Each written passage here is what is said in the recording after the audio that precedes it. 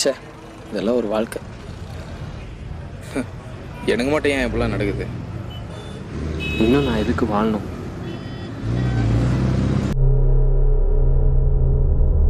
இந்த உலகத்தில் இருக்க யாருக்கும் நான் பிடிச்ச மாதிரி லைஃப் அமையறதில்ல.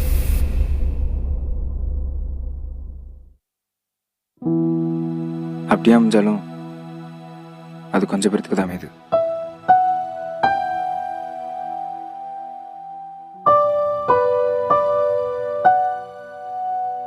மற்றவங்களாம் அவங்களுக்கு பிடிக்காத லைஃப் செஞ்சுட்டு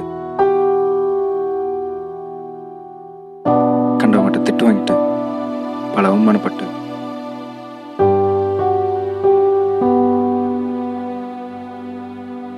நம்ம குடும்பத்துக்காக பொறுமையாக இருந்து நமக்கு பிடிச்ச மாதிரி லைஃப் மாறி நினச்சிட்டு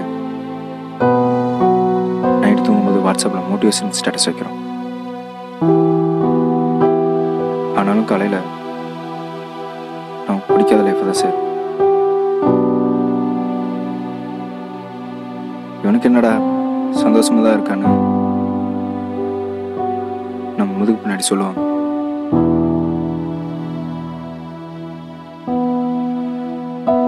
இருந்தாலும்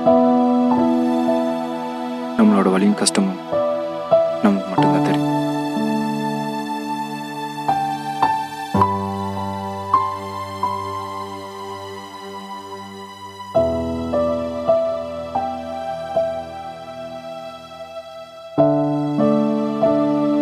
நம்ம பின்னாடி சிரிச்சுட்டு போறவங்க எல்லாம் கடைசி வரைக்கும் ஜோக்கர் மாதிரி சிரிச்சுட்டு தான் இருப்பாங்க.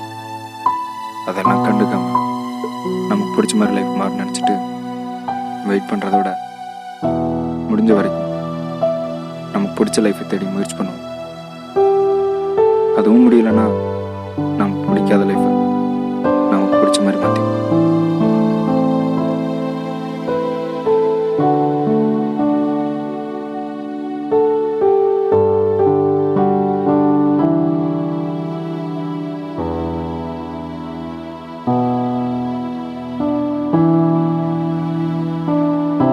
இது எதுவுமே முயற்சி பண்ணாமல் நமக்கு பிடிச்ச மாதிரி லைஃப் மாற நினச்சிட்டு கடைசி வரைக்கும் காத்திருந்தா